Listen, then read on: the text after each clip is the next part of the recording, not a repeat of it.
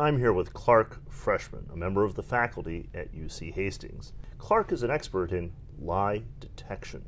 So my first interest in lie detection comes from this interest in how do we detect emotions, and how do we help people and help ourselves have more pleasant emotions and less negative emotions. And as it turns out, recognizing emotions is one of the core ways of getting at the truth, including explicit lies and incomplete truths. We all try to read each other's minds, but we all do terrible at it without training. So for example, many of us think, oh, that's one of the most common misperceptions. If someone looks up and in one direction, they're lying. Right. As I'm talking to you, I look like that, right? But you're saying that does not work. That does not work, right. Not in the simple way that people thought. So people thought that if one is right-handed and one looks up in one direction, one is lying.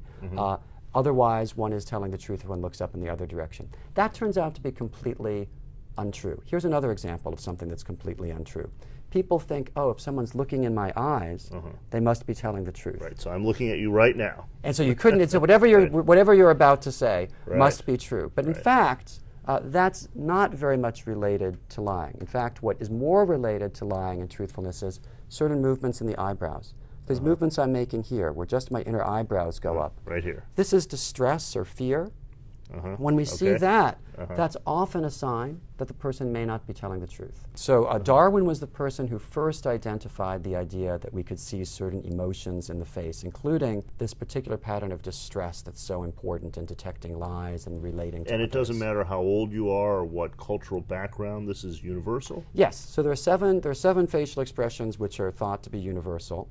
Then there are other expressions which are not universal. So the sign of distress, universal. The sign of contempt, a half smile. That is universal. You're not a contemptuous person, so you can't actually simulate it. This is such fascinating work. Thank you for taking your time to share with us, Clark. Thank you very much.